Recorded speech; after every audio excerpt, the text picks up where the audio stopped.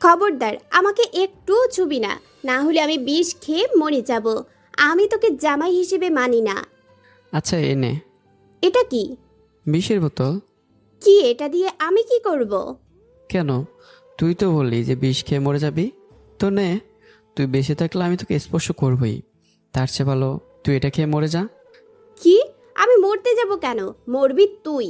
যদি আমিও মরি তাহলে তোকে ফাঁসাই দিয়ে যাব। কিভাবে?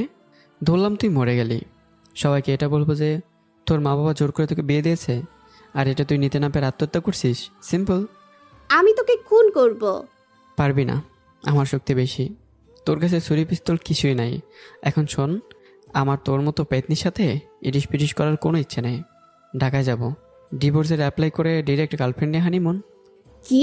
বউ থাকতে গার্লফ্রেন্ডের সাথে হানিমুন? তো কি, বিয়ে তো আমি মানি না। আমি মনে হয় মানি। আমারও আছে। তোরও কি বয়ফ্রেন্ড আছে? না, বাসের টিকিট, কুমিল্লার বাসের টিকিট আছে। সেটা দিয়ে কুমিল্লা নিজের এক্সের কাছে চলে যাব। তোর কাছে থাকার চেয়ে এক্সের কাছে থাকা শতগুণ ভালো। আচ্ছা, যা ইচ্ছা তা করিস। এখন চাপ, আমি ঘুমাবো। তুই খাটে শুতে পারবি না। আবে কাঠটা আমার, তোর বাপের না। তোর কথা আমি শুনবো কেন? চাপ। আমি চাপবো না। আচ্ছা তাহলে আমার সাথেই ঘুমা। রাতে যখন অঘটন ঘটবে তখন আবার নালিশ দিতে পারবি না যে আমি সাবধান করিনি। তুই এখানেই ঘুমা, দেখা যাক কি করতে পারোস তুই। আচ্ছা, নীলিমার সাথেই শুয়ে পড়লাম। এতক্ষণ দীর্ঘ ঝগড়া চলছিল আমার বোনা চাই নীলিমার সাথে। গ্রামে আসছিলাম আম্মুর বান্ধবীর মেয়ের বিয়ে খেতে, আর এখানে এসে যে নিজের কোরবানি হয়ে যেতাম কে জানে। কি ফালতু জামাইয়েরা পছন্দ করছিল, বিয়ের দিন গার্লফ্রেন্ডের সাথে পালিয়ে যায়। এদের জন্য আমার মতো বেচারা পোলাপানটাই ভেসে গেল। কিছুক্ষণ পরে ঘুমিয়ে পড়ি। একটুবার একটু নড়াচড়া করতেই নীলিমা হুট করে চিৎকার দিয়ে ওঠে। চিৎকারের ঠেলায় ঘুম ভেঙে যায়। উঠে বসে পড়ি। আব্বে তোর প্রবলেম কি? এভাবে চিল্লাস কেন? আমার সাউন্ড সিস্টেম গেছে মনে হয়। আমার মনে হলো তুই আমার সাথে খারাপ কিছু করতে নিয়েছিলি, তাই চিৎকার দেই ভয়ে। কপাল। আচ্ছা মাফ কর, আমি নিচে ঘুমাচ্ছি। তোর সাথে শুলে আমার ঘুমেই জ্বর আসবে। বাই। বালিশ নিয়ে নিচে শুয়ে পড়ি। শালি শান্তিতে ঘুমাতে দেয় না, কি ঝামেলায় পড়ছে। এখন আমার গার্লফ্রেন্ডগুলোর কি হইব? এগুলো আমাকে ছাড়া এতদিন তো বাঁচবই না। যাক, ঘুমের সাগরে ডুব দিয়ে আসি আগে।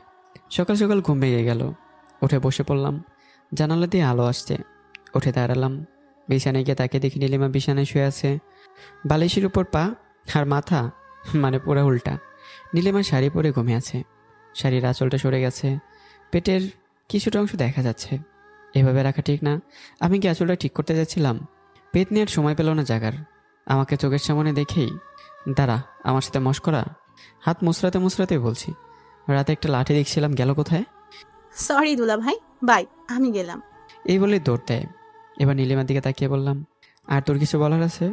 আছে, কিন্তু বলবো না, আমারও সময় আসবে। নীলিমা রুম থেকে বেরিয়ে গেল। সকালে নাস্তার সময় আম্মু সহ আর অনেকে টেবিলে নাস্তা করছে।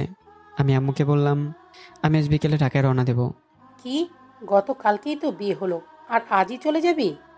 এই যে আমি যে বিয়ে খেতে আসছিলাম, কিন্তু আমাকে যে গরু কোরবানি করবে সেটা কি আমি জানতাম? আমার চাকরি আছে না, আমি কাল অফিসে না গেলে আমার কাজ করবে কে? আমার বাপে? আসতে বল, তোর বাপে শুনে ফেলবে। শুনুক, কি হয়েছে? আমি কাউকে ভয় পাই নাকি? এমন সময় পিছন থেকে কাঁধে কে যেন হাত রাখলো। পিছনে তাকে দেখি বাবা। খাওয়া শেষ হলে একটু আমার রুমে এসো, কিছু জরুরি কথা আছে। এই কথা বলে বাবা মুচকি হাসিতে চলে গেল। বাজলো আমার 12টা। এই জন্যই বলেছিলাম আসতে বল। খাওয়া শেষে নীলিমাকে বললাম যাওয়ার কথা, সে কিছু বলল না। বিকেলে দেখে নীলিমা ব্যাগ গুছাচ্ছে। আমিও রেডি হয়ে নেই। সবার কাছ থেকে বিদায় নিয়ে কাঁধে এক বড় বোঝা নীলিমাকে নিয়ে বের হলাম। বাসে করে কয়েক ঘন্টা জার্নি করেই ঢাকায় পৌঁছে যাই। বাসায় শেষ পর্যন্ত আসলাম।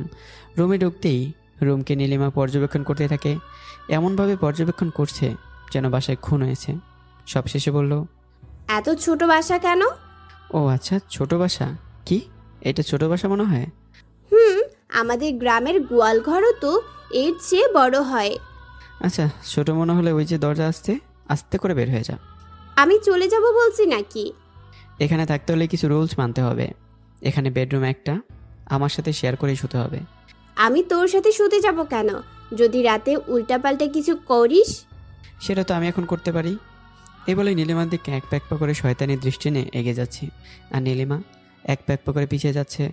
পিছতে পিছতে দেয়ালের সাথে ঠেকে যায়। নীলিমার একদম কাছে যেতেই থেমে গিয়ে বললাম, কিন্তু আমি কিছু করব না। তোর মতো পেতনির সাথে আমার মুখ কালো করার ইচ্ছে নেই। আমার গার্লফ্রেন্ডগুলোর জন্য তো কিছু রাখতে হবে। বলে তার দূরে গিয়ে দাঁড়ালাম। দ্বিতীয় নিয়ম, সপ্তাহে 3 দিন ঘর মোছা ঝাড়ুদের কাজ তোর, আর বাকি 3 দিন আমার। নিজের খাবার নিজে রান্না করে খেতে হবে। আমি রান্না করতে পারি না। শিখে নিয়ে পরে করবি, আর বাকি নিয়ম পরে। নিজের রুমে গিয়ে কাপড় বের করছিলাম।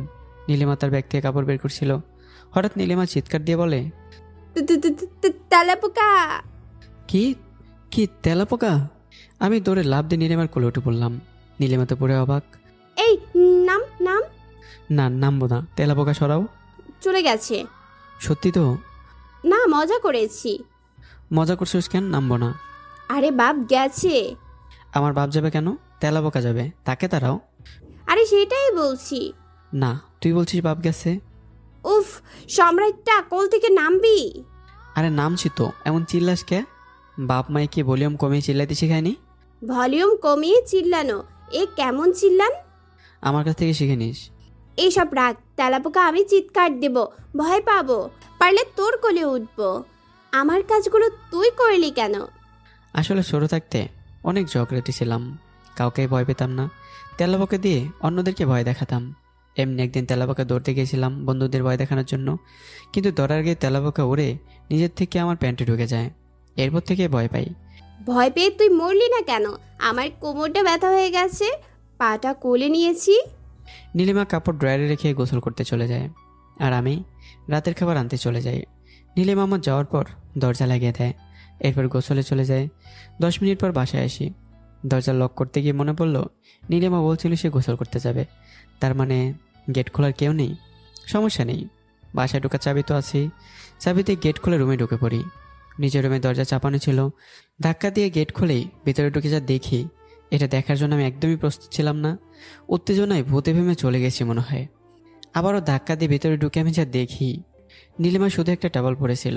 মাত্র গোসল করে এসে চুল মুছছে। আমার উল্টো দিকে ফিরেছিল বলে আমাকে দেখতে পারিনি। এরপর নীলিমা তার টাওয়ালটা ফেলে দিল। হাতে ব্রেড ছিল আর কলাও ছিল। সিনেমা চলছে, তাই ব্রেড বের করে কলা দিয়ে খেতে খেতে শো দেখতে থাকি। 2 মিনিট পর নীলিমা কাপড় পরে উল্টোর দিকে যখন ফিরল, তখন দেখে আমি দাঁড়িয়ে দাঁড়িয়ে ব্রেড আর কলা খাচ্ছি। নীলিমা চিৎকার দিতেও পারল না, ডিরেক্ট সেন্স হারিয়ে বিছানায় পড়ে যায়। আমি কোথায়? আমি কি বেঁচে আছি? দুনিয়াতে আসোস, আপাতত বেঁচে আসোস। তুই কিছু দেখোস নাই তো? আল্লাহ 2 চোখ দিছে, তোমার মতো পেতনি বউ দিছে, কপাল দিছে। বাঙালি মানুষ তো ফ্রিতে শো দেখার সুযোগ পেলে তো হাতছাড়া করে না। নীলিমা রাগে চোখে তাকিয়ে বলে, কি বললি? আকাশে কত তারা। আমার সাথে ফাজলামি? সেখানে তাকে নিরাপদ মনে করলাম না।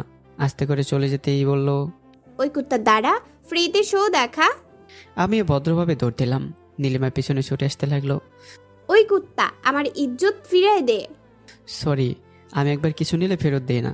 খাড়া, তোর গলা টিপ্পা মারমো, এরপর চোখগুলা দিয়ে মার্বেল খেলবো। তুই নক করে ঘরে ঢুকতে পারলি না, কেন করলি? এই তো ভাল লাগে করতে, খুশির ঠেলাই বললাম। কি?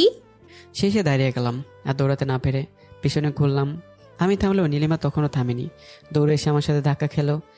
আমি তার হাত ধরে পিছনে নিয়ে তার দিকে তাকিয়ে বললাম, এখন কি করবি? কি করব তাই না? নিজের পা দিয়ে আমার পায়ে জোরে একটা পাড়া দিল। আমি ব্যথা থেকে ছেড়ে দিয়ে চিৎকার দিয়ে উঠলাম। নীলিমা আবারও দূরে গিয়ে দাঁড়ালো। দেখছিস কি করতে পারি? আমি তো ব্যথায় লাফাচ্ছি। তার কথা শুনে তার দিকে তাকালাম। তোরে তো আমি, বাপরে। এই বলে দৌড়ে রুম থেকে পালিয়ে যায়। রাতে খাবার শেষ করে বিছানায় শুতে যাই। গিয়ে দেখি নীলিমা আগে থেকে শোয়ার জন্য প্রস্তুত। আমি লাইট অফ করে শুতে যাচ্ছিলাম, কিন্তু তখনই নীলিমা চিৎকার দিয়ে ওঠে, না, লাইট অফ করবি না। কেন? যদি উল্টাপাল্টা কিছু করিস। এমনি তাকাস কে? আমারও তো সেফটি বলতে কিছু আছে। আমার লাইটে ঘুম আসে না। আমার আছে। তো রাস্তায় ল্যাম্পপোস্টের নিচে গিয়ে ঘুমা, এখানে অনেক আলো আছে। কিন্তু সেখানে ফ্যান নাই, বিছানায়ও নাই। ওই দাঁড়া, আমি রাস্তায় যাব কেন? তুই যা। কোথায়? রাস্তায়? না, খাটের নিচে, ওখানে অনেক অন্ধকার। মেজাজ গরম হয়ে গেল। লাইট অফ করেই শুতে গেলাম। নীলিমা উঠে সে আবার জ্বালিয়ে দিল। আমি আবারও নিভালাম। সে আবার জ্বালালো। আমি আবারও নিভালাম। সেও জ্বালাতে গেল। ঠিক তখন আমি বললাম, ব্যাস যথেষ্ট। চেয়ার এনে সেটাই দাঁড়িয়ে লাইটটা খুললাম। সেটা খুলে হাতে নিলাম। নীলিমা আমার হাতে লাইটের দিকে তাকায়। আমি আস্তে করে লাইটটা জানালা দিয়ে ফেলে দিলাম। লাইট ফাটার আওয়াজ হলো। নীলিমার দিকে তাকিয়ে একটা দাঁত বের করে হাসি দিলাম। হঠাৎ কারো চেঁচানির আওয়াজ পেলাম। ওই কোন হালার পড়ে আমার মাথার উপর বাল্বটা ফালাইছে, চান্দি আমার গেছে, কেউ তো অ্যাম্বুলেন্স নিয়ে আন, দেখানুম আমার চান্দি। আমি নিজের মাথায় হাত দিয়ে একটা বাড়ি দিলাম। কপাল আমার, এখন গিয়ে ঘুমা। লাইট? আবার লাইট? তোর বাপে লাইট, তোর মায়ের লাইট, তোর 14 গোষ্ঠী লাইট, এবার তো ঘুমা। ঠিক আছে, যাচ্ছি, কিন্তু এভাবে বংশের পরিচয় দিচ্ছিস কেন? শেষ পর্যন্ত লাইট অফ করেই শুলাম, কিন্তু সবার আগে নীলিমা মাঝখানে গুনে গুনে 4টা বালিশ রেখেছে। এবার আমার দিকে তাকায়। আমার সতীনটারে দে তো। কি? সতীন মানে কোলবালিশটা দে। কেন? নিজের কোলবালিশটা শক্ত করে জড়িয়ে ধরেই। মাঝখানে ইন্ডিয়া পাকিস্তানের বর্ডার বানাবো। না। আবে দিবি নাকি নাকি লাথি মারবো? কোলবালিশটা দিতে দিতে বললাম, আমি ঘুমাবো কেমনে? আর বাই দ্য ওয়ে, তুই আমার ডায়লগ নকল করছিস? মাঝখানে বর্ডার বানিয়ে নীলিমা আরামসে ঘুম। আজ আমার বুকটা খুব ফাঁকা ফাঁকা লাগতেছে, মনে হচ্ছে আমার বুকের পাঁজরটা কেউ খুলে নিয়েছে। কোলবালিশ, হাই মিস ইউ, এসব ভাবতে ভাবতে ঘুমিয়ে পড়ি। রাত 1টা বাজে, এখন গভীর রাত, চারদিকে প্রচণ্ড নীরব। 2-1টা কুকুরে ঘেউ ঘেউ করছে, দূর থেকে গাড়ির কিছুটা আওয়াজও আসছে, তাছাড়া কিছুই শোনা যাচ্ছে না। এরই মাঝে আমি নাক ডেকে গভীর ঘুমে সাঁতার কাটছি, কিন্তু এর মধ্যেই আমাকে পস্তাতে এমন এক লাথি বলল যে আমি বিছানা ছাড়িয়ে মেঝেতে গড়াগড়ি খেতে লাগলাম। সঙ্গে সঙ্গে আমার গভীর ঘুমে সাঁতার কাটা ছেড়ে ডাঙাতে উঠে পড়ি। সোজা পাশার পিছনে হঠাৎ এমন লাথি পড়েছে যে আমি বিছানা ছেড়ে নিচে পড়ে যাই, আর সাথে সাথেই ঘুম ভেঙে যায়। আব্বে, ব্যাপারটা কি হলো? আমি নিচে আসলাম কিভাবে? আমি আবার উঠে দাঁড়ালাম, বিছানায় গিয়ে শুয়ে পড়লাম। গুনে গুনে 5 মিনিট পরও আবারও এক লাথি পড়ল, সেম ঘটনা। এবার উঠে নীলিমার দিকে তাকালাম, দেখি গভীর ঘুমে মগ্ন। বুঝলাম ঘুমে উল্টাপাল্টা হাত চালায়, ব্যাপার না, আজ নিচে শুয়ে পড়ি। কাঁথা কম্বল বালিশ নিয়ে নিচে শুয়ে পড়লাম। আবারও ঘুম। ঘুমের মাঝে চুলে অনেক জ্বালাতন করছে, বারবার চুল সরাচ্ছি, আবারও আসছে। মেজাজ বিগড়ে যায়। চোখ খুলি আর যে দেখি আমার কলিজার পানি শুকিয়ে যায়। নীলিমা আমার উপর উপরে শুয়ে আছে, চুলগুলো খোলা একদম আমার মুখের ওপর। আমি আস্তে আস্তে করে সেখান থেকে সরে 10 হাত দূরে চলে যাই। দূরে থেকে দেখছি নীলিমা পাগলামি করছে। আল্লাহ, এতদিকে সত্যি সত্যি পেতনি জিনে আসর করছে। এখানে থেকে একদমই ঠিক না, বাঁচতে চাইলে এখান থেকে পালা। আমি দৌড়ে রুম থেকে বেরিয়ে গেলাম। লম্বা লম্বা শ্বাস নিলাম, ভাবলাম সোফায় শুয়ে পড়ি। শুতেই যাব, ভাবলাম কাঁথার বালিশ নিয়ে আসি। রুমে ঢুকতে যাব, দেখি কারো কণ্ঠ। উফ, বাঁচা গেল, শালা গন্ডার না হাতি, এমন নাক ডাকার শব্দে ঘুমানো যায়? বাহ, আমি তো সেই অভিনয় করি। আচ্ছা বাচ্চা, এই শয়তানি, দাঁড়াও। রুমে ঢুকে ডিরেক্ট বিছানায় শুয়ে পড়লাম। নীলিমা আবার ভয় দেখানোর জন্য বিছানায় উঠলো, আমার উপর উঠে ভয় দেখানোর চেষ্টা করতে থাকলো। আমি চোখ খুললাম, দুহাত দিয়ে নীলিমার দোকাল ধরে নিচে শুয়ে 4 ঠোঁট এক করে দিলাম। 2 মিনিট কিস করার পর ছেড়ে দিয়ে বললাম, এবার ভূত কি ঘাট থেকে নেমেছে? নীলিমা ভয়ের চোখে আমার দিকে তাকিয়ে আস্তে করে মাথা নেড়িয়ে বলল, গুড। আর একবার যদি কোনো ড্রামা করছোস তাহলে বুঝে না পরে কি হতে পারে। নীলিমাকে ছেড়ে দিয়ে শুয়ে পড়ি। সকালে অ্যালার্মের আওয়াজে ঘুম ভেঙে যায়। উঠে পড়ি, দেখি নীলিমা এখনও ঘুমাচ্ছে। বিছানা সেরে উঠে শরীর টানা দিতেই বাথরুমের দিকে যাচ্ছিলাম। দরজা খুলে যেয়ে ঢুকতে যাব, তখনই নীলিমা আমার আগে বাথরুমে চলে গেছে। আমি বলদের মতোই তাকিয়ে আছি। এটা কি ছিল? এই, এটা কিন্তু ঠিক না। কিছু করার নেই, অপেক্ষা কর। অপেক্ষা? কিচ্ছু করার নেই, অপেক্ষা করতে থাকলাম। গুনে গুনে 10 মিনিট হয়ে গেল, এখনও বের হচ্ছে না। আর এদিকে আমার প্রেশার চমৎকারভাবে বাড়ছে। এই, তাড়াতাড়ি বের হও। দেরি হবে। কি? আমি পারছি না, তাড়াতাড়ি বের হও। ওদিকে নীলিমা ভাবছে, বেশ হচ্ছে, তোর অবস্থা কাহিল করে ছাড়বো। রাতে আমার সাথে পাঙ্গা নিছো না, বোঝো ঠেলা। আরও 10 মিনিট হয়ে গেল, বের হচ্ছে না। এই, বেরোস না কেন? আমার তো অফিস আছে। দেরি হবে। কি? হে আল্লাহ, এই কি মুসিবতে ফেলাইলা। বাথরুমের দরজার সাথে হেলান দিয়ে বসে পড়লাম। হঠাৎ একটা আওয়াজে খেয়াল করলাম কিছু একটা চেনা সাউন্ড। আরও একটু মনোযোগ দিয়ে শোনার চেষ্টা করলাম। আরে, এটা তো গেমের সাউন্ড। Subway Surf. ও, বুঝেছি, আমাকে এখানে রেখে নিজে বাথরুমে বসে গেম খেলো, আমাকে সাহায্য করার চেষ্টা। দাঁড়া। আমি রান্নাঘরে গেলাম, কিছু কাগজ আর দিশলাই নিয়ে বাথরুমের সামনে আসলাম। এরপর দিশলাই দিয়ে কাগজে আগুন লাগিয়ে দিলাম। বাতাস করে বাথরুমের দরজার ফাঁক দিয়ে ধোঁয়া ঢোকাতে যাচ্ছি। নীলিমা লক্ষ্য করে ধোঁয়া আসছে। ব্যাপারটা কি? ধোয়া কিসের আবার? নীলিমা, পালাও, আগুন লাগছে। এই কথা শুনে নীলিমার মাথা সপ্তম আকাশ উঠে গেছে। কি আগুন? এ দৌড়ে নীলিমা দরজা খুলেই দৌড় দিতে গিয়ে আমাকে সামনে পেয়ে আমার কোলে উঠে পড়ে। সম্রাটটা পালা, আগুন! সামনে দেখ। কি? নীলিমা সামনে তাকায়। আমার সাথে 2 নম্বরই? তুই তো মনে হয় ভালো মানুষ, এবার কোল থেকে নাম। নীলিমা লজ্জাবতীভাবে নেমে গেল। আমি বাথরুমে চলে গেলাম। 10 মিনিট পর ফ্রেশ ট্রেশ হয়ে বাইরে গেলাম। বেরিয়ে দেখলাম নীলিমা রুমে নেই, মনে হয় রান্নাঘরে গিয়ে দেখি কোমরে ওড়না বেঁধে নেমে পড়েছে রুটি বানাতে। হাতে মুখে আটা ময়দা লাগিয়ে একাকার। এবার তো আমার নাস্তার ব্যবস্থা করতে হবে, কিন্তু আজ তো আর রান্না করার সময় নেই। বাইরে থেকে খাবার এনে টেবিলে রাখলাম। যেই খেতে যাব, চিৎকারের আওয়াজ রান্নাঘর থেকে আসলো। দৌড়ে গেলাম। ধোয়াতে পড়ে গেছে রান্নাঘর।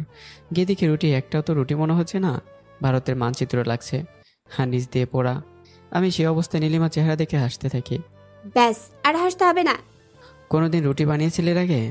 খাও খাও, এগুলা সেই হয়েছে। নিজের টেবিল থেকে খাবার নিয়ে রুমে গেলাম। সেখানে গিয়ে খাওয়া শুরু করে দিলাম। খেয়ে ডাইনিং রুমে গিয়ে দেখি টেবিলের উপর প্লেট পড়ে রয়েছে। কাছে গিয়ে দেখি একটু বিরিয়ানি লেগে আছে। বিরিয়ানি আসলো কোত্থেকে? ও নো! দৌড়ে ফ্রিজটা খুললাম, নেই, শেষ, আমার বিরিয়ানি শেষ। নীলিমাকে ডাকতে থাকি। কি হয়েছে? আমার বিরিয়ানি কেন খেয়েছিস? দেখ, বিরিয়ানির উপর কারো নাম লেখা ছিল না, আর এমনিতেও নাম লেখা থাকলেও সেটা কথা না, কথা হলো কার্পেটে যায়। নীলিমা চলে গেল। না, এসব সহ্য করা যায় না, আমার ডিভোর্স লাগবেই। আম্মুকে কল দিলাম। হ্যালো আম্মু। হ্যাঁ বল, কি হয়েছে? আমি নীলিমাকে ডিভোর্স দেব। কি বললি শুনলাম না। ডিভোর্স দেব? কি? ডিভোর্স দেব, ডিভোর্স। কি? আম্মু ভালো আছো? কি? নীলিমাকে ডিভোর্স দিবি? ব্যাপারটা কি? সমস্যা কি ফোনে না নেটওয়ার্কে নাকি আমার মাথায়? কিছু বলছস না কেন? হ্যাঁ দেব, আমি আর থাকতে পারবো না। আচ্ছা দিয়ে দে। কি, তুমি মেনে নিয়েছো? দিয়ে দে। বোঝার চেষ্টা করো, সত্যি সত্যি দিয়ে দেবো কিন্তু। তো দে, তবে যখন তো ডিভোর্স হবে ঠিক তখনই নীলিমার হাত ধরে তোর সকল সম্পত্তি চলে যাবে। সব আমার জন্য? একটুও না? 1 পয়সাও না। আমার এটা ঠিক না। নিজের ছেলের সম্পত্তি দিবা না তো কারে দিবা? তোর বইয়ের। কেন? তুই যেমন অহেতুক কোনো কারণে তাকে ডিভোর্স দিবি, আমিও সেই অহেতুক কারণেই তাকে সকল সম্পত্তি দিব। That's not fair. রাখি। ফোনটা রাখলাম। অমনি পিছন থেকে নীলিমা বলে উঠলো, আমার ডিভোর্স লাগবে। ডিভোর্স? না, কোনো ডিভোর্স দিতে পারবো না। কেন? আমি তোর সাথে থাকতে পারবো না। থাক বা না থাক, কোনো ডিভোর্স দিতে পারবো না, বাই। বলে রুমে গিয়ে রেডি অফিসে চলে গেলাম। উফ আল্লাহ, এ কেমন বিচার! এ কি আসলে আমার আম্মু, নাকি হাসপাতালে উল্টাপাল্টা হয়ে গিয়েছিল? অফিসে গিয়ে নিজে কাজে ব্যস্ত ছিলাম। হঠাৎ নীলিমা কল করলো। হ্যাঁ বল, কি হয়েছে? তুই কোন কোম্পানিতে কাজ করিস? সেটা জেনে তোর লাভ কি? বলবি নাকি? তাকে বলে ফোন রেখে দিলাম। রাত 8টায় ক্লান্ত হয়ে বাসায় ফিরলাম। এসে কোনো মতে জুতো খুলে বিছানায় শুলাম। অমনি আমার সামনে এসে বলল, আমি চাকরি পেয়েছি, এবার আর আমি তোর ওপর কোনো দিক থেকে ডিপেন্ডেন্ট নই। ও আচ্ছা, কনগ্রাচুলেশনস। আর চাকরিটা হয়েছে তোর কোম্পানিতে। কি, আমার কোম্পানি? উঠে বসে পড়লাম। আর তোর থেকে অনেক সিনিয়র পোস্টে, মানে অফিসে তোকে এখন আমাকে ম্যাডাম ডাকতে হবে। এবার বুঝবি ঠেলা। কি, কখন? এটা কেমনে সম্ভব? তোকে বলছিলাম না আমার এক্সের কথা, সে তোর কোম্পানির সিইও এর ছেলে। আমি হাসতাছি। হে আমার কপাল, অন্য কিছু। বাহ, খুব ভালো, খুব ভালো, তালি হবে আমার জন্য। হাসোস কেন? নিজেকে জোকার মনে হচ্ছিল তাই হাসতেছি। আল্লাহ, এ কি আমার কপাল না বাঁশবাগান? সকালে বাস, দিনে বাস, রাতে বাস, সম্রাট তোর নামই বাস। যাই হোক, আমাকে নীলিমা জ্বালানোর প্ল্যানে আছে।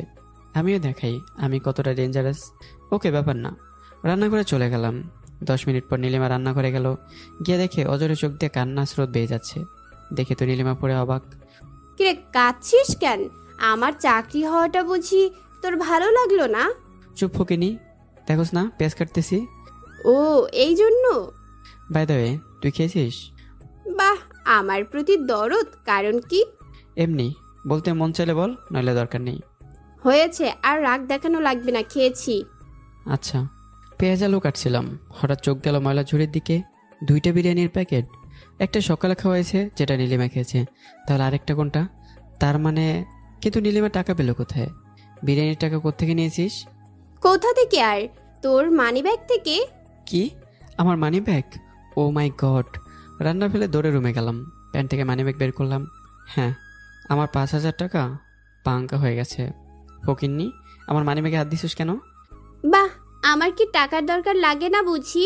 আমাকে তো কোনো টাকা দেস নাই, তাই নিজেই নিয়ে নিলাম। চিন্তা করিস না, চাকরি পেয়ে গেছি, টাকা পেয়ে যাবি, ধরে নে ধার করেছি। এই বলে চলে গেল। হ্যাঁ, যা যা, সব নিয়ে যা।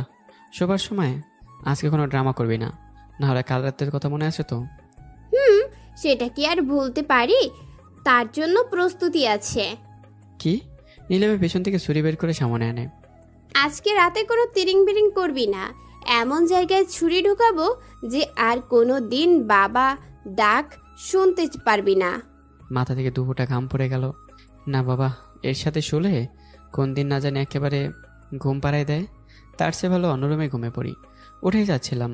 না না সম্রাট, এভাবে হার মালান চলবে না, আমাকে এখানেই শুতে হবে। আমি কাউকে ভয় পাই না। কোলবালিশকে জড়িয়ে ধরে ঘুমিয়ে পড়ি। সকালে অ্যালার্ম বাজতে থাকে। অ্যালার্ম বন্ধ করতে যাব, সেই সুযোগটা পেলাম না। নীলিমা বন্ধ করে চলে গেল। আমি উঠে শরীর টানা দিতে দিতে বিছানা ছাড়তে থাকি। বাথরুমের সামনে গিয়ে দেখি নীলিমা আমার আগে চলে গেছে। আমার একটু ঘুম ঘুম লাগছে।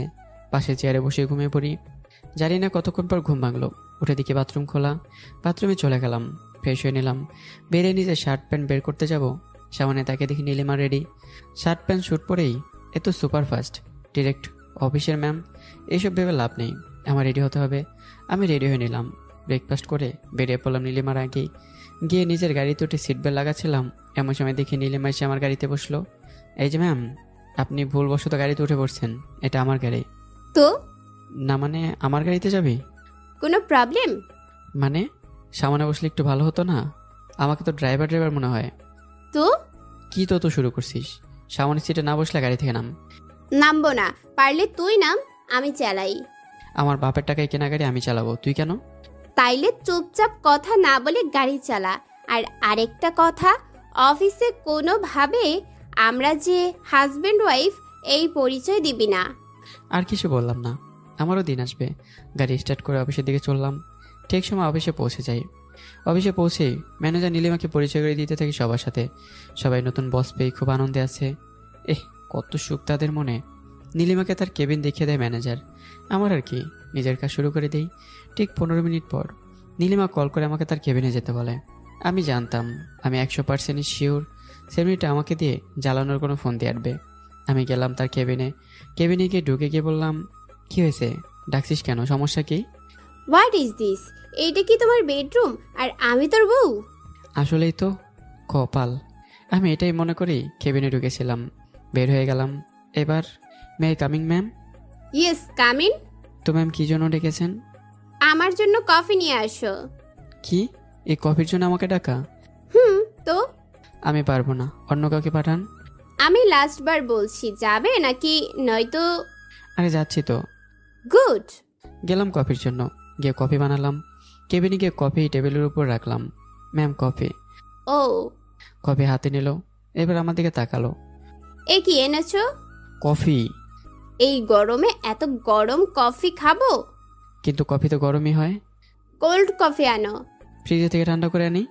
আপনার রিজাইন লেটারের ব্যবস্থা করছি। না থাক, দরকার নেই, আনছি। কেয়ারফুল, কফি যেন একটু গরম না হয়। গরম তো আমার মাথা হয়েছে, বললে ঠান্ডা করে এনে খাইয়ে দিই।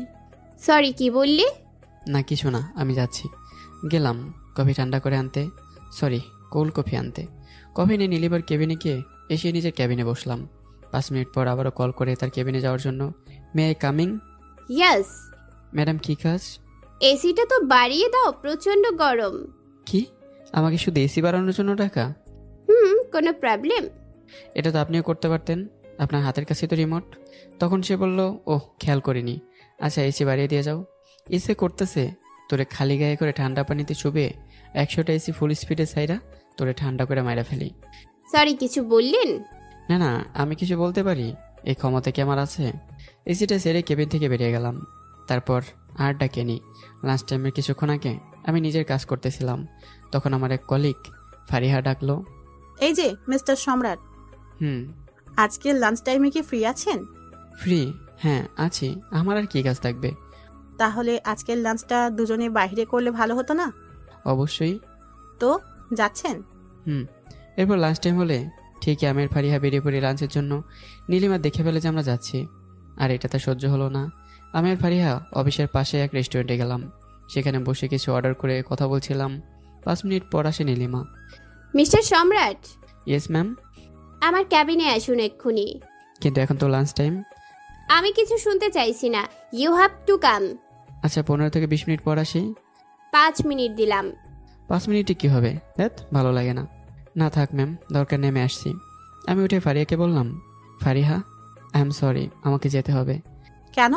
ম্যাম কল করে ডেকেছে, আমাকে যেতে হবে। কিন্তু এখন আবার কিসের জন্য? জানি না, বাই বলেই চলে গেলাম। অফিসে গিয়ে নীলিমার কেবিনে গেলাম। মে I coming madam? Yes. Ma'am কি কাজ? এই নাও 1 2 3 4, এই 4টে ফাইলের কাজগুলো শেষ করে আনো। আমার সামনে 4টা ফাইল রাখলো, কিন্তু এখন তো আমার ব্রেক। কাজ হলো কাজ, কাজের সময় কোনো অজুহাত নয়। যাও। ম্যাম। যাবে নাকি? ফাইল নিয়ে কেবিনে চলে গেলাম। না খেয়ে দিয়ে এক গাদা কাজ করতে থাকলাম। তৃতীয় দিনে অফিস থেকে বেরোবার সময় বাড়ির সামনে এসে নীলিমাকে বললাম, নীলিমা এনে চাবি। কেন তুই যাবি না? না, আমার একটু কাজ আছে। তোর কাজের গুষ্টি কিলাই, আয়। আমার দরকার আছে, আমি তোর কাছে পারমিশন নিতে আসিনি, আর এটা তোর অফিসও না। গাড়ির চাবি তার হাতে দিয়ে চলে গেলাম। নীলিমা গাড়ি নিয়েই ড্রাইভ করে বাসায় পৌঁছে গেল। রাত 11টায় বাসায় ফিরি। অনেকবার নক করার পর নীলিমা গেট খুললো। খুলে দেখলো আমার চেহারায় প্রচণ্ড মনমরা, যেন মনে হয় হাজারো দুঃখ। আমি রুমে ঢুকে নিজের শরীর ছেড়ে দিয়ে বিছানায় দবাস করে বসে পড়লাম। নীলিমা তো অবাক, বুঝতেই পারছে না যে কী হয়েছে। আমি মাথা উঁচু করলাম আর একটা শয়তানে হাসি দিলাম। এবার হাসতেই থাকলাম। নীলিমা এবার ভয় পাচ্ছে একটু, আসলে বুঝতে পারছে না যে কী হয়েছে আমার। ওই কি হয়েছে? কি হয়েছে? হ্যাঁ, যা হবার তোর হবে, আমার আবার কি হবে? আমি হাসতে হাসতে বিছানায় গড়াগড়ি খাচ্ছি। আরে হয়েছেটাকেই বলবি নাকি? না না, কিছু বলবো না। কি বলবি না? মনে রাখিস, নইলে কালকে অফিসে কিন্তু ইচ্ছা মতো সাইজ করব। এ কথা বলার সাথে সাথেই উঠে দাঁড়িয়ে তার কাছে গেলাম। নীলিমা ভয় একটু পিছিয়ে গেল। আমি আবারও 1 পা এগিয়ে গেলাম, সেও 1 পা পিছিয়ে গেল। এমন করতে করতে একেবারে দেয়ালের সাথে ঠেকে গেল। এবার নীলিমার খুব কাছে। নীলিমার চোখ ভয়ে বড় হয়ে গেছে। এবার অফিস সাইজ নাই চোখ, এই বলে দূরে সরে গেলাম। উফ, কি হলো আবার? হাসিস? আমি কিছু বলছি না, যা হবে কালকেই, তুই নিজেই দেখিস। এই বলে উঠে ওয়াশরুমে চলে গেলাম। নীলিমা এখনও বুঝে উঠতে পারছে না আসলে হয়েছে এটা কি। পরদিন সকালে গাড়ি নিয়ে অফিসে গেলাম। অফিসে গিয়ে আগে আমি আমার নীলিমার কেবিনের ওপাশের দেয়ালের সাথে হেলান দিয়ে দাঁড়িয়ে রইলাম। কিছুক্ষণ পর নীলিমা আসলো। নীলিমার আগের দৃষ্টিতে তাকালো, আর যেন খেয়ে ফেলবে। নীলিমা যে নিজের কেবিনে ঢুকতে যাবে, অমনি ম্যানেজার এসে বাধা দিল। কি হলো, আমাকে আটকালেন কেন? সরি, আপনি যেতে পারবেন না। কেন? আপনাকে এই শাখার সিনিয়র পোস্ট থেকে সরানো হয়েছে। হোয়াট? আপনাকে নিঃসম্রাটের পোস্ট দেওয়া হয়েছে। এখন থেকে এই চেয়ারে নিঃসম্রাট বসবে, আর নিঃসম্রাট আগে যেখানে বসতেন সেটা আপনার। হোয়াট? কিন্তু কিভাবে? আমি জানি না কেন, এটা ওর সিদ্ধান্ত। এই বলে ম্যানেজার চলে গেল। নীলিমা আমার দিকে তাকালো, তার এই চাহনি দেখে আবারও হেসে ফেললাম। এইসব তুই কি করছিস? তো কি বলতে করবে? আর বাই দ্য ওয়ে, আমি আপনার বস, সো আমাকে সম্মান দিয়ে কথা বলবেন, অন্যথায় আপনাকে এই কোম্পানি থেকে বের করে দেওয়া হবে। নীলিমা অবাক হয়ে তাকিয়ে রইল। Side please. নীলিমা সরে যেতে কেবিনে ঢুকে পড়লাম। গিয়ে নিজের চেয়ারে বসলাম। ওদিকে নীলিমা কল করে তার এক্স আকাশকে। হ্যালো। দেখো, আমি বুঝতে পারছি কেন কল করেছো, কিন্তু আমার কিছু করার নেই। কেন? তুমি যা করেছো, এরপরও যে তোমার চাকরিটা রইলো এটাই বেশি। কিন্তু কি করলাম? আমি আছি আমার কেবিনে। 10 মিনিট পর নীলিমাকে কল করে আমার কেবিনে আসতে বললাম। কিছুক্ষণ পর ভিতরে ঢুকলো। এ কি, না বলে ভিতরে চলে আসা, কোনো ম্যানার্স নেই? আবার আসো, গেট আউট। নীলিমা বের হয়ে গেল। আবারও দরজার কাছে এসেই, আসতে পারি? না, আবার বলো, with respect. Sir, may I come in sir? আসো। বলেন কি দরকার স্যার? আমার জন্য কফি আনো। আচ্ছা। নীলিমা চলে যাচ্ছিল। আমি আবারও ডেকে থামিয়ে বললাম, ওয়েট, শুধু কফি না, চকলেট কফি। দেখো, কফিতে আবার কোনো যেন রাগ না থাকে, ভালোবাসাপূর্ণ কফি। নীলিমার আগে কটমট করতে করতে চলে গেল। এভাবে নীলিমা জ্বলবে আর আগুনে পড়বে। এবার হলো দাবার চাল উল্টো। সবাই আগ্রহী তো জানার জন্য যে কীভাবে কি হলো, তাহলে শুনুন। গতকাল রাতে নীলিমা এনাও চাবি। নীলিমাকে গাড়ির চাবিতে বেরিয়ে পড়লাম। এরপর সামনে থেকে একটা রিক্সা নিয়ে চলে যাই এমডির বাসায়। গত রাতে ইমেল করে একটা অ্যাপার্টমেন্ট ফিক্স করে নেই। আমাদের এমডি লোকটা ভালো মনের মানুষ। এমডি রাতে আমাকে অ্যাপয়েন্টমেন্ট দিল। সেখানে গিয়ে, বলো তোমার কি দরকার? স্যার, আমি আপনার কোম্পানিতে কয়েক বছর ধরে কাজ করে আসছি, কিন্তু এতদিন আমার কোনো ব্যাড রেকর্ড শুনেননি। না, তোমার সকল কাজে পারফরমেন্স খুবই ভালোই ছিল। কিন্তু আপনাদের একটা ভুলের জন্য আমি আপনাদের কোম্পানির চাকরি করতে পারছি না। কেন? এই দেখুন, স্যারকে আমার ফোনে কিছু ভিডিও দেখাতে থাকি, যেখানে দেখালাম নীলিমা আমাকে কিছু উল্টাপাল্টা কাজ করাচ্ছে। আসলে এটা প্ল্যান ছিল। নীলিমা যখনই জ্বালানোর জন্য ক্যাবিনে রাখতো, আমি ফোনে সব গোপনে রেকর্ড করে নিতাম। এরপর দেখা যায় কীভাবে অত্যাচার করছিল আমার উপর। স্যার এসব দেখে বলল, এসব তো একদম ঠিক না। স্যার আমি এসবে নিজের কাজে একদম মনোযোগ দিতে পারছি না। তোমার কাজের পারফরমেন্স খুব ভালো। আমি একবার ভেবেইছিলাম তোমাকে সিনিয়র পোস্টটা দেব, কিন্তু আর করা হয়নি। আমার কোম্পানিতে এমন লোকের কোনো প্রয়োজন নেই, তাকে সরিয়ে আমি এখন তোমাকে তার পোস্টটা দিয়ে দিচ্ছি। না স্যার, সবই ঠিক আছে, কিন্তু তাকে কোম্পানি থেকে বের করবেন না। আমি চাই না আমার জন্য তার চাকরি হারাক। তাহলে? আমি সিনিয়র হলে তো আমার পোস্টটা খালি থেকে যাবে। আপনি আমার পোস্টে তাকে দিয়ে দিন। এটাই ভালো। Thank you sir. এই ছিল গত রাতের ঘটনা। এবার বর্তমানে আসি। নীলিমা কফি নিয়ে কেবিনে আসলো। এই নিন আপনার কফি। আচ্ছা। আমার সাথে এমন করছো না, এর বদলা তো আমি নেবই। আমি নিজের চেয়ার ছেড়ে দাঁড়িয়ে গেলাম। উঠে নীলিমার একদম কাছে চলে গেলাম। নীলিমা একটু ঘাবড়ে যায়। নীলিমার কাছে আসতেই তার কোমর ধরে আরও কাছে টেনে নেই। নীলিমা এবার প্রচণ্ড ভয় পেয়ে যায়। ভয়ে চোখ বন্ধ করে ফেলে। আইসে, এতটুকু তো বয়স শেষ, এবার নেবে বদলা। কি? আমার থেকে সরে এসে একটা বেঞ্চ কেটে চলে গেল। এভাবে টুকটাক অত্যাচার চলছিল নীলিমার উপর। দেখতে দেখতে 1 মাস কেটে যায়। হ্যালো, কি হয়েছে বল? আপনি কি আসবেন ম্যাডাম, নাকি আমি গাড়ি নিয়ে যাব? আমি এতক্ষণ অপেক্ষা করতে পারবো না। তুই ওখানেই অপেক্ষা কর, যদি গাড়ি নিয়ে যাস তাহলে বুঝিস। আমাকে হুমকি দেওয়া হচ্ছে? দেখ, ভালো লাগে না। আজ অফিস থেকে একটা অনুষ্ঠানের আয়োজন করা হয়েছে। আমার আর নীলিমাকে সেখানে যেতে হবে, কিন্তু আমি রেডি হয়ে বের হয়ে গেলেও তার কোনো আশা নামগন্ধই নেই। 10 মিনিট অপেক্ষা করার পর নীলিমা আসলো। নীলিমা এসে আমাকে ডাক দিতেই মাথা সেকেরে তাকাতে প্রচণ্ড শকড। কেন জানি নীলিমাকে অসম্ভব সুন্দর লাগছে। নীলিমা একটা নীল শাড়ি পরে আছে, হাতে চুড়ি, নীল শাড়ি, কানের দুল, কপালে ছোট্ট একটা কালো টিপ। মুখ ধুয়ে তার দিকে অবাক চোখে তাকিয়েছিলাম, চোখটা ফেরাতে পারছিলাম না। নীলিমা আমার চোখের সামনে চুটকি বাজিয়ে বলল, ও হ্যালো, এভাবে কি দেখা হচ্ছে? নীলিমার কথা শুনে ঘোরটা কাটলো। না, কিছু না। তাহলে চল, এভাবে গরুর মতো শুধু তাকিয়ে থাকবি? বেশি হচ্ছে কিন্তু। নীলিমা গাড়িতে বসে গেল। কিছু আর বলতেই পারলাম না। আমি গাড়িতে বসে পড়লাম, ড্রাইভ করা শুরু করলাম। পৌঁছে যায় অনুষ্ঠানে। এসে নীলিমা নিজের মতো অন্য কোথাও চলে যায়। এমন এক ভাব যেন আমাকে চিনে না। আমার আর কি করার, আমি আমার মতো অনুষ্ঠানে জয়েন করলাম। সামনে গিয়ে দেখি কলিগ মিলি বসে আছে। ভাবলাম একঘেয়েমি সময় যাচ্ছে, তার সাথে টাইম পাস করি। গিয়ে তার পাশে বসে পড়লাম। তারপর তার সাথে এসে কথা বলে যাচ্ছি। কথা বলছিলাম, এমন সময় চোখ গেল এক জায়গায়, নীলিমার দিকে। নীলিমা একজনের সাথে খুব এসে কথা বলছে, আর লোকটাও গায়ে পড়ে কথা বলছে। আমি উঠে পড়লাম। কি হলো, কোনো সমস্যা? না, তুমি বসো, আমি আসছি। এই বলে আমি নীলিমার কাছে একটা কোনায় গিয়ে বসলাম। নীলিমা এভাবে কথা বলছে কেন? কখনো তো আমার সাথে এসে কথা বলেনি ভালোভাবে। তাদের দুজনের এভাবে কথা বলা কেন জানি আমার সহ্য হচ্ছে না। আমার বয়সের সাথে এমন গায়ে পড়ে কথা বলছে কেন? পুরোটা সময় শুধু তাদেরই দেখে গেলাম। অনুষ্ঠান শেষে নীলিমাকে আবারও গাড়ি নিয়ে ব্যাক করি। গাড়িতে, নীলিমা, তুই লোকটার সাথে কথা বলিস না। কোন লোকটা? ফাহিমের কথা বলছিস? হুম। কেন, আমি কার সাথে কথা বলি না বলি তোর সমস্যা কি? সে সুবিধার না। আমার যা ইচ্ছে তাই করব। আর বাই দ্য ওয়ে, ফাহিম মানুষটা খুবই মজার, তার সাথে কথা বলে খুব ভালো লাগলো। আর কিছু বললাম না। হঠাৎ প্রচণ্ড জোরে বৃষ্টি শুরু হয়ে যায়, আর নীলিমা সাথে গাড়ি থামাতে বলে। কি হলো, গাড়ি থামাবো কেন? আরে থামাতে বলছি না। উফ, গাড়ি থামালাম। নীলিমা গাড়ি থেকে নেমে গেল, গিয়ে বৃষ্টিতে ভিজে শুরু করলো। ফাঁকা রাস্তা। নীলিমা হাত ছেড়ে বৃষ্টিতে ভিজতে থাকে। নীলিমাকে দেখে আমি গাড়ি থেকে নেমে গেলাম। হ্যাঁ, এবার আমি ভিজতে শুরু করি।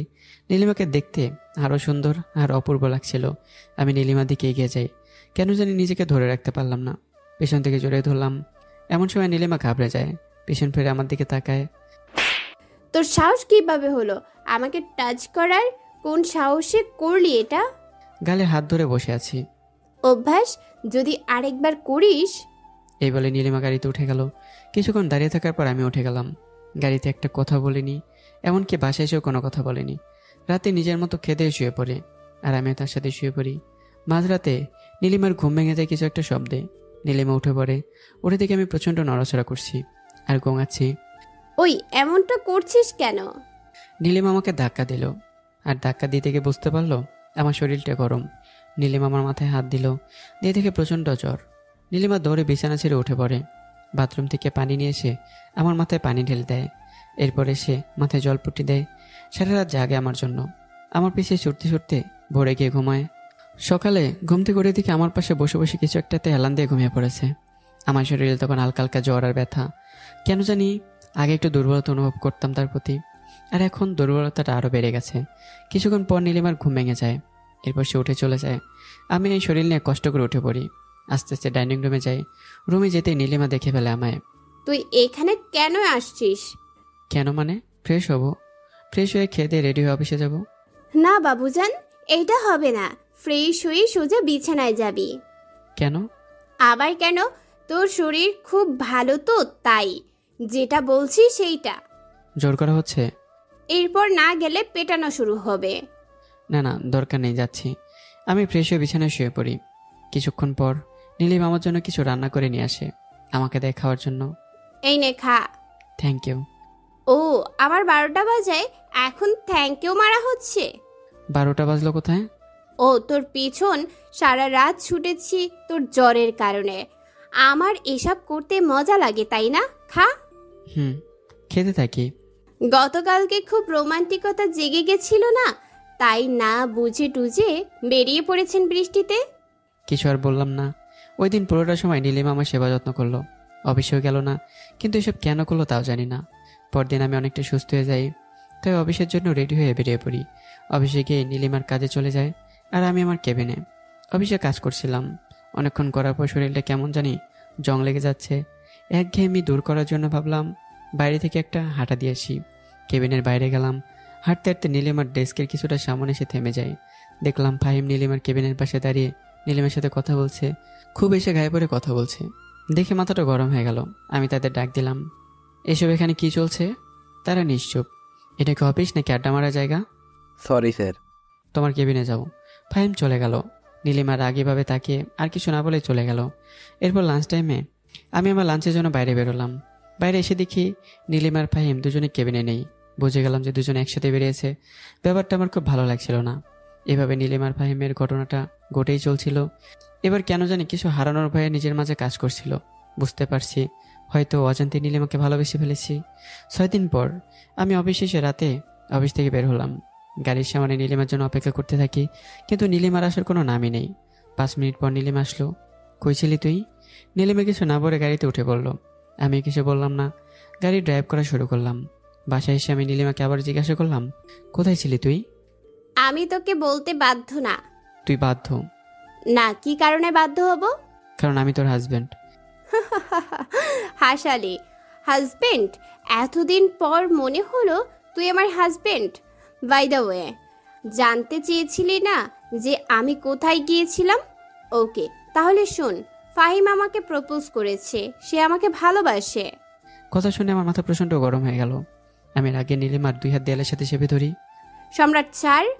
আর তুই কি বলেছিস? যাই বলি তা জেনে তোর লাভ কি? হাত ছাড়, ব্যথা লাগছে। ব্যথা তো আমার লেগেছে। বল তুই কি বলেছিস? কিছু বলিনি, কিন্তু কাল ঠিকই হ্যাঁ বলে দিব। তোর সাথে থাকা আমার পক্ষে আর সম্ভব না। কি বললি? তুই শুধু আমার, তোকে আমি আর কারো হতে দেব না। সম্রাট ছাড়। আমি নীলিমাকে কোলে তুলে নিলাম, লাইট বন্ধ করে বিছানায় নিয়ে গেলাম।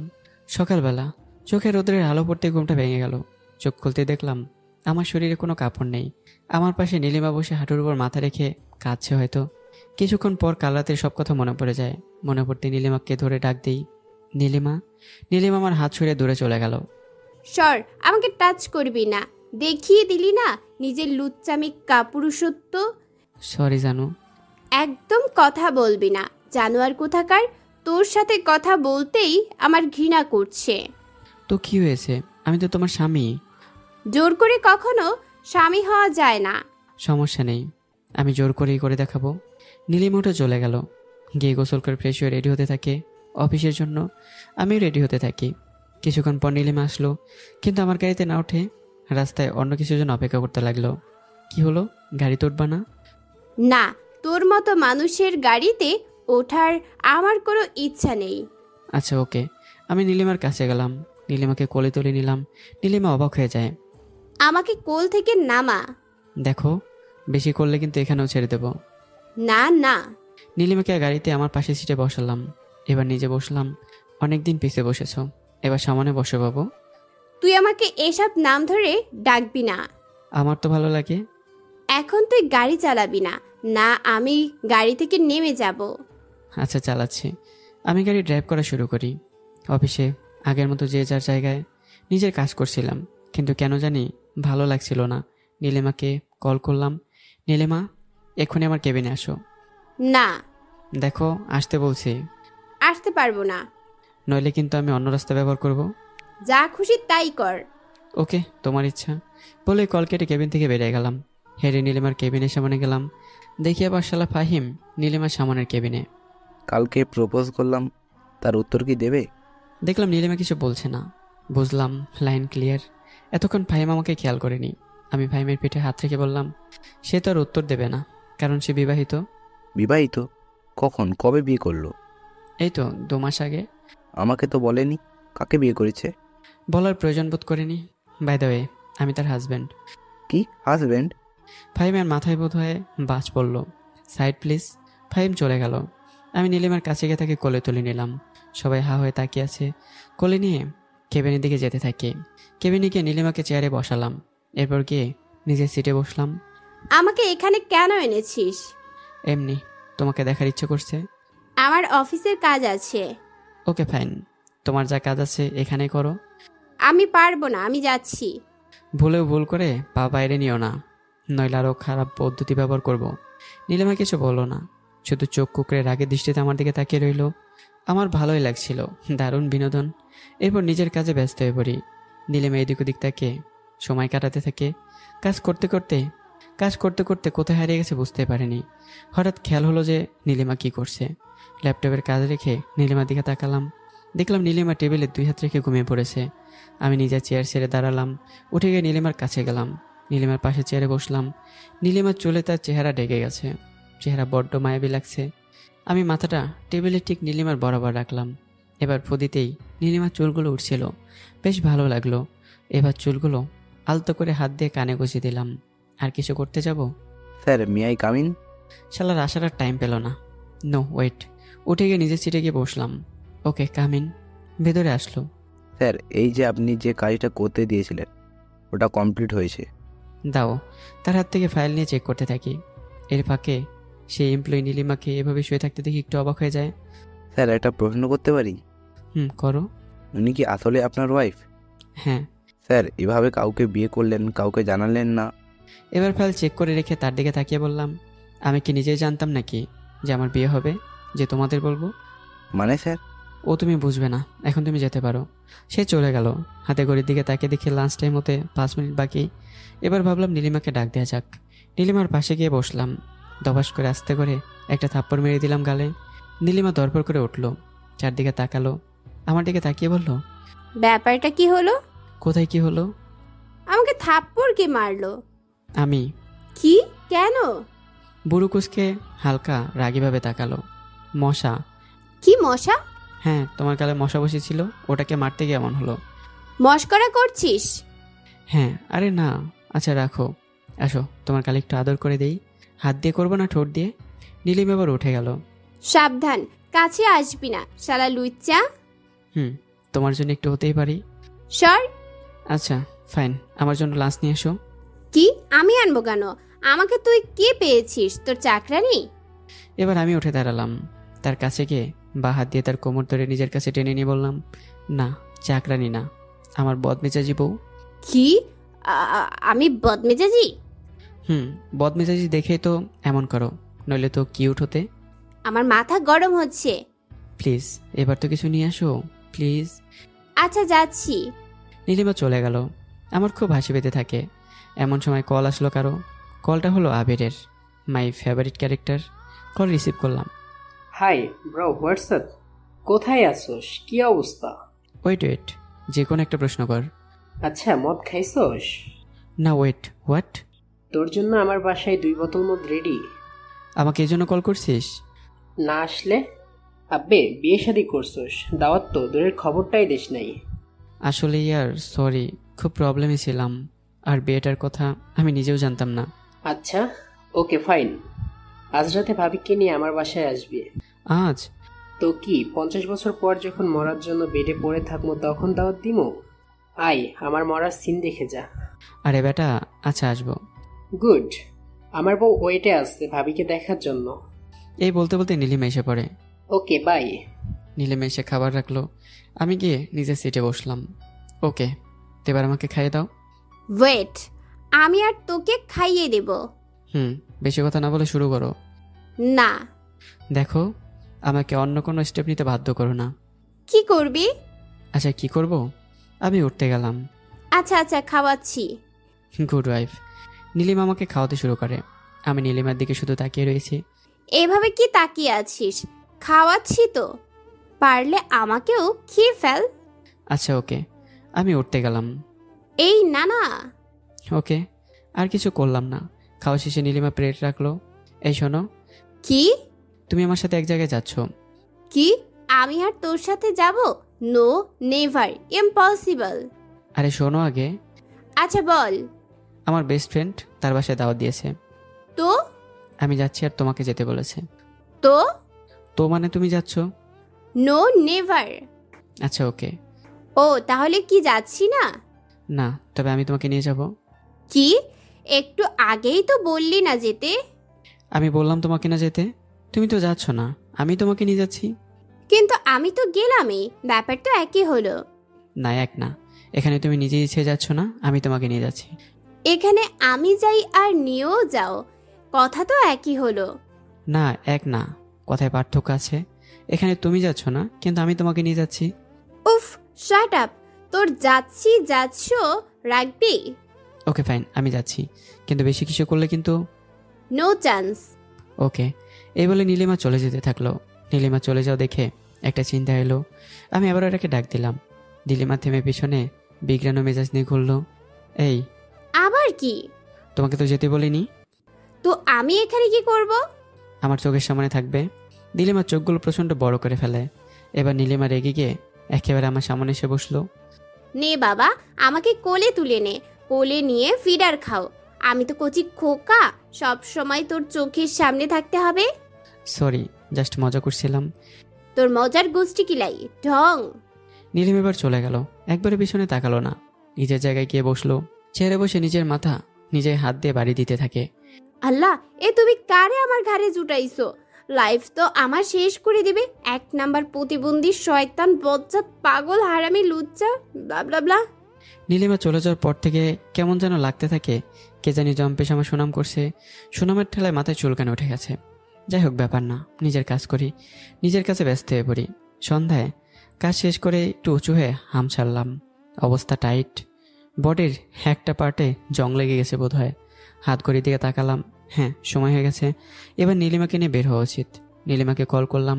রিসিভ করার পর, হ্যালো, কে? তোমার জামাই। আপনি কোন জামাইয়ের কথা বলছেন? ওই যে ওই লোকটার কথা বলছেন যে কিনা লম্পট, স্যাস্টা, প্রতিবন্ধী, অটিস্টিক? ব্যাস ব্যাস, আর কিছু আছে? আছে তো, একটু বলি না।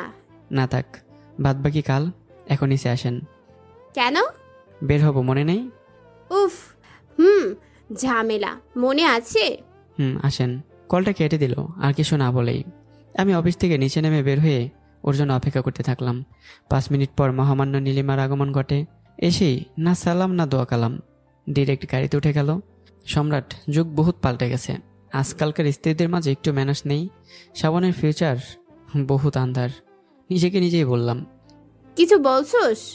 হায় হায়, সূর্য পশ্চিম দিয়ে উঠবে আমি কথা বললে। বেশি পক পক না করে গাড়িতে উঠ। আর কোনো কথা না বলে গাড়িতে উঠে পড়লাম। গাড়ি স্টার্ট দিলাম। ওই শোন, কি? আগে বাসায় চল। কেন? অফিসের ড্রেস চেঞ্জ করব।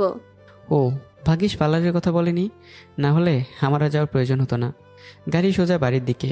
Boom boom. বাসার সামনে এসে গাড়ি থামালাম। নীলিমা গাড়ি থেকে নামলো, নেমে বাসার দিকে যেতে লাগলো। আমি গাড়ি থেকে নেমে নীলিমাকে থামালাম। যাচ্ছ, কিন্তু কতক্ষণ লাগবে? 10 মিনিট। কি এতক্ষণ? 15 মিনিট। What, 15 minute? 20 মিনিট। এটা কিন্তু ঠিক হচ্ছে না। তাদের বাসায় আজ যাব, কাল না। 25 মিনিট।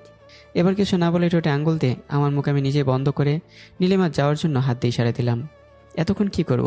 চায়ের দোকান আছে না, চায়ের দোকানে বসে চা খাচ্ছিলাম। এরকম রাতে চা খেতে আলাদা ফিলিংস হচ্ছে, কিন্তু এরকম ফিলিংসের মাঝে টেনশনের মিশ্রণ ঘটালো আমার ফোনের এক মেসেজ। আপকামিং ঝামেলা আর কি। ফোনের মেসেজটা চেক করে দেখি, সম্রাট, আমি বাংলাদেশে এসে গেছি, আমি খুব শীঘ্রই তোমার কাছে আসছি। মেসেজটা দেখে বুঝলাম সামনে ভবিষ্যৎ কানা একটা ঝামেলায় পড়তে চলেছি। দোকানে গিয়ে বিল দিয়ে চিন্তা করলাম, এখানে বসে থাকার চেয়ে নীলিমাকে বিরক্ত করি, ওইটাই বেটার। এই ভেবে ব্যাক করা শুরু করলাম। এরপর আমি বাসার দিকে হাঁটা দিলাম। বাসায় এসে গেট নক না করে চাবি দিয়ে গেট খুলে ভিতরে ঢুকলাম। রুমে গিয়ে দেখি নীলিমা একটা শাড়ি পরেছে, লিপস্টিক লাগাচ্ছে, আয়নার সামনে দাঁড়িয়ে। মাথায় একটা শয়তানি বুদ্ধি আসলো। আমি নীলিমার পিছনে গিয়ে দাঁড়ালাম। নীলিমা দেখতে পেল কিনা জানি না, তবে আমি দাঁড়িয়ে আমার হাত নীলিমার পেটের উপর রেখে নীলিমার ঘাড়ে একটা কিস করলাম। নীলিমা কেঁপে উঠল। এবার আমি আয়নায় তাকিয়ে যা দেখলাম, নীলিমা আমার দিকে ভীষণ রাগী দৃষ্টিতে তাকিয়ে আছে, যেন চোখ দিয়ে খেয়ে ফেলবে। কারণ আমার কারণে নীলিমার লিপস্টিক ঠোঁট ছেড়ে মুখের অনেক জায়গায় লেগে গেছে। নীলিমা এবার আমার দিকে ঘুরল আর বলল, তোরে আমি। নীলিমা আশপাশ তাকালো, পাশে দেখলো আমার ব্যাগ পড়ে আছে। নীলিমা সেটা হাতে নিল আর আমাকে মারা শুরু করলো। আমি পালাতে থাকি, তারপর আমার পেছনে লেগে মারতে থাকে। তুই আবার সেম কাজ করছিস, তুই আজকে আমার হাতে শেষ হবি। আরে আরে আহ! নীলিমা আমার পিছু পিছু ছুটতে ছুটতেই হোঁচট খেয়ে আমার উপরে পড়ে যায় আর আমি বিছানায়। এমন পড়ে যাওয়ায় নীলিমার ঠোঁটের সাথে আমার ঠোঁটে ছোঁয়া লেগে যায়। আমি নীলিমার দুই চোখের দিকে তাকিয়ে, আর নীলিমা আমার দিকে। কিছুক্ষণ নীলিমার চোখ রাঙিয়ে আমার দিকে তাকায়। এবার কি আমাকে ছাড়বি? ছাড়বো মানে? একটু খেয়াল করার পর, ও সরি, নীলিমাকে ছেড়ে দিলাম। নীলিমা উঠে দাঁড়ালো, কে নিজের শাড়ি ঠিক করলো, এরপর নিজে লিপস্টিক ঠিক করে অবশেষে আমার দিকে তাকালো। ওকে, এবার চলো। উফ, অবশেষে। আমি তো ভাবছিলাম আজ হতে বেচারা দোস্ত আমার চাঁদ মুখখানা দেখতেই পারতো। বেশি ঢং করবি না। আচ্ছা। এরপর নীলিমাকে নিয়ে গাড়িতে উঠলাম। আবিরের বাসার দরজায় নক করলাম। গেট খোলার পর, ভাইও আপনি আসছেন? হুম। আহো ভাতিজা। নীলিমার আমি ভিতরে গেলাম। ভিতরে গিয়ে ড্রয়িং রুমে এসে বসি। এত দেরি করলি কেন? আরে তোর ভাবি আমার উপর পড়ে গিয়ে, এই বলে নীলিমা পা দিয়ে আমার পায়ে জোরে একটা গোতা দিল। আহ! আও মানে? নীলিমা একটা হাসি দিয়ে আবিরের দিকে তাকালো, এবার আমার দিকে একটু রাগিভাবে তাকালো। মানে আমি তোর ভাবির লিপস্টিক, আবারও পায়ে গোতা দিল। উঠি মা! উড়িষ্মা, কি হলো দোস্ত? মানে দেরি, আচ্ছা ভাত দে। আরে ভাত দিব কেন, তোরে তো পোলাও দিব। আরে ভাত না, ভাত। ও আচ্ছা। কথা বলতে বলতে আবির স্ত্রী মেঘা চলে আসে। আবির নীলিমার সাথে মেঘার পরিচয় করে দেয়। মেঘা, এ হলো নীলিমা, আর ভাবি এ হলো আমার সম্পদ মেঘা। ভাবি ভালো আছেন? ভাবি এদের সাথে বসে কি করছেন? আমার সাথে আসেন। মেঘা নীলিমাকে নিয়ে যায়। এবার আবির আমার দিকে তাকায়। তো এবার তোদের বিয়ের কাহিনী বল। শোনে আর কি হবে? বলবি নাকি? আচ্ছা শোন, আমি গেলাম আম্মুর সাথে তার বান্ধবীর মেয়ের বিয়ে বাড়িতে। আমি তো খুব বিন্দাস আছি। সুন্দর মেয়েরা আসছে আর যাচ্ছে, হতে পারে আটা ময়দা মাখা, তারপরও বেটার। সব ভালোই চলছিল। আমি টেবিলে বসতে খাবো বলে খাবারও প্রস্তুত। খেতে যাব, চারদিকে শোরগোল লেগে গেল। আমি শান্ত প্রকৃতির ছেলে, পেটে ক্ষুধা বেশি, সো এদিক ওদিক নাক গলালাম না। খাচ্ছি তো খাচ্ছি। রোজটা নিতে যাব, অমনি কে জানি শার্টটা ধরে আমাকে দাঁড় করে দিল। পেছনে করে দেখে আম্মু। কি হলো? আমার খাওয়ার মাঝে এভাবে ডিস্টার্ব কেন? That's not fair. আমি আবার বসে পড়লাম। আম্মু আবারও দাঁড় করালো। কি হয়েছে? এইদিকে আমার সাথে দরকার আছে। বাধ্যগতভাবে যেতেই হলো। হাত ধুয়ে আম্মুর সামনে দাঁড়ালাম। বলো কি দরকার? এই নে পাঞ্জাবি। আমার হাতে একটা পাঞ্জাবি ধরিয়ে দিল। হায় রে, পাঞ্জাবির জন্য আমাকে টেনে আনলা? এটাই তো বেটার। পাঞ্জাবি দিচ্ছি অন্য কারণে। কি কারণ? তোকে বান্ধবীর মেয়ের সাথে বিয়ে করতে হবে। ও আচ্ছা, এই ব্যাপার। বিয়ে করতে হবে? কি? নো আম্মু, এটা ঠিক না। তোকে করতেই হবে। কেন? বর অন্য মেয়েকে নিয়ে পালিয়েছে, এখন সম্মান বাঁচাতে তোকে বিয়ে করতেই হবে। করব না। আচ্ছা বুঝে রাখ, না করলে তোর বাবার দেওয়া গাড়ি ও বাড়ি সম্পত্তি কিছুই পাবি না। আমার কিউট আম্মু, এত সিরিয়াসলি সব নাও কেন? আমি করতেছি তো বিয়ে। গুড। এরপর আবিরকে সব ঘটনা বললাম। ভালোই তো, সুন্দর একটা কুরবানির ঘটনা শুনলাম। এরপর তো এই চলছে। আচ্ছা এবার খেয়ে নে। আচ্ছা চল। এরপর আবিরকে নিয়ে ডিনারে গেলাম। পেট ওভারলোড। হুম, একটু শান্তি দরকার। আছে, খাবি? কি? হাত ইশারা দিয়ে বোঝালো। এক বোতল। এসব কি ডেলি নিয়ে ঘুরোস? আরে না, জমিয়ে রাখিস, তোর সাথে খাবো বলে। আচ্ছা, কোথায়? আয় বারান্দায় চল, বারান্দায় রেখেছি। বারান্দায় গেলাম। হ্যাঁ, কোথায়? আবিরে বারান্দায় দোলনার পাশ থেকে 1 লিটারের একটা সাধারণ পানির বোতল বের করলো, আমার সামনে ধরলো। এটা?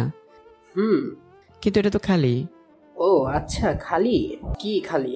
হ্যাঁ, আবির খেয়াল করলো আসলেই তো খালি। তাহলে পুরোটা গেল কই? আমারও সেই প্রশ্ন। আবিরের সাথে কথা বলছিলাম, এমন সময় হঠাৎ কে জানি আমার কাঁধের পিছে ঝুলে পড়লো। আমি ভয় পেয়ে যাই। দোস্ত, তোর বাসায় কি ভূত পেতনি আছে নাকি? না তো। তাহলে আমার পিছনে কে? আমার কিউটুস জামাই কি করে? কে? পিছন ঘুরে দেখি নীলিমা। এই কথা বলো না কেন, নইলে কিন্তু চলে যাব। কি বলছে এসব? এই দুষ্টু, চলো না দুষ্টুমি করি। কি দুষ্টুমি? দোস্ত, আমার মনে হয় ভাবি পানি মনে করে ঢেলে দিয়েছে।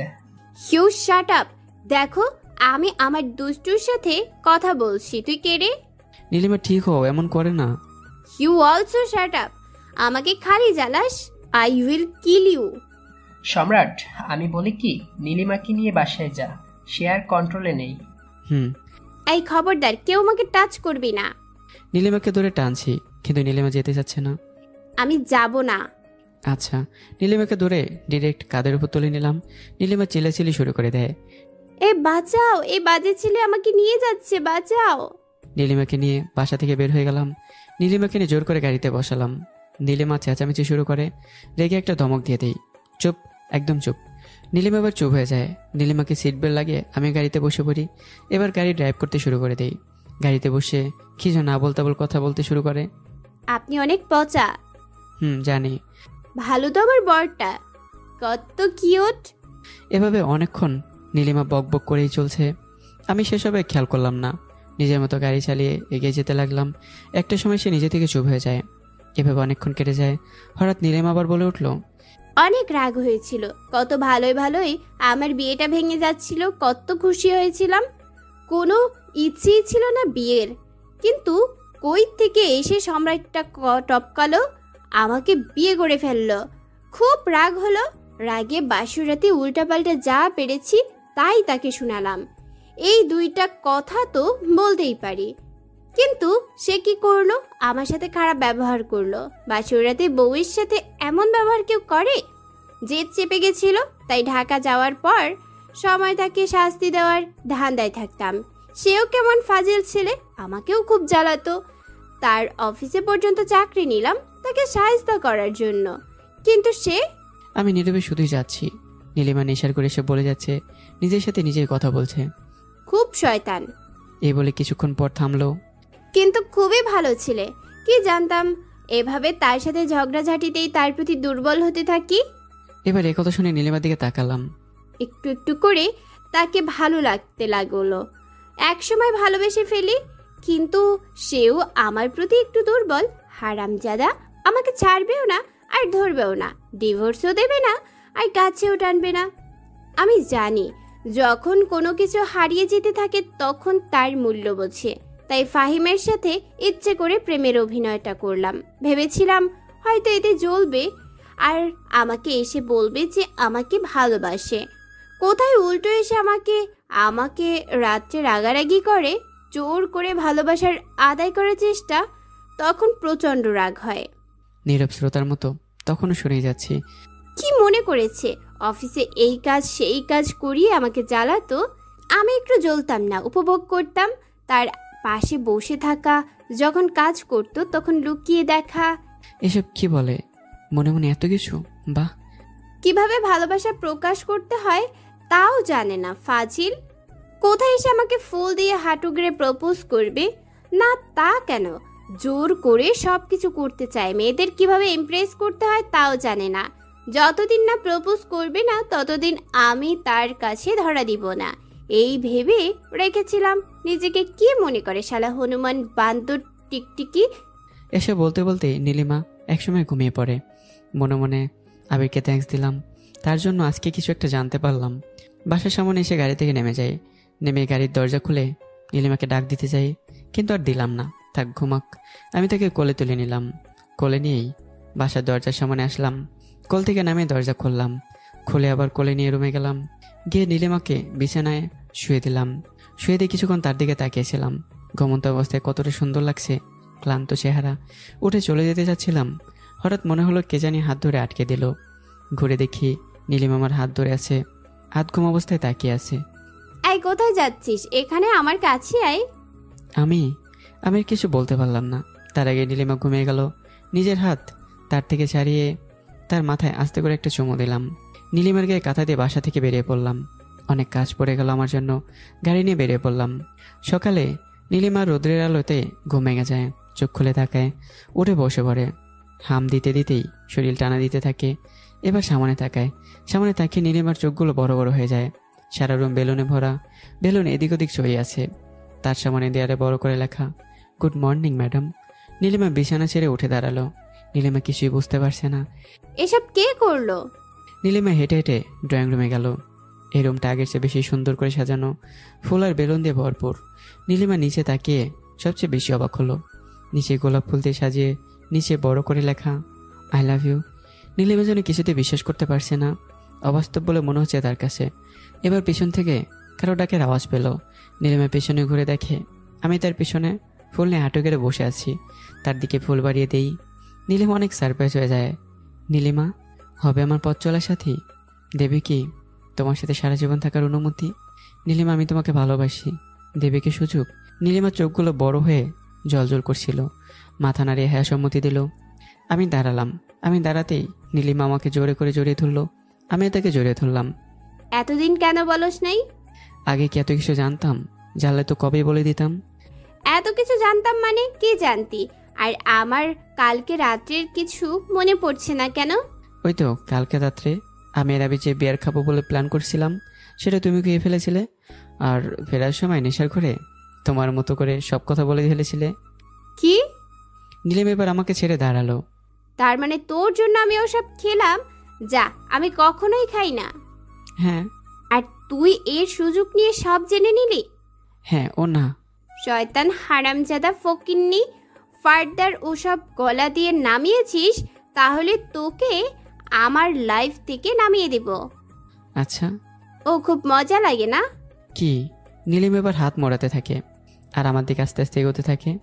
আমি পিছোতে থাকি। খুব মজা লাগে না মেয়েদের গোপন কথা এভাবে নেশা করিয়ে বের করতে? কিন্তু আমি তো ইচ্ছে করে করিনি। নীলিমা এগোতেই থাকে।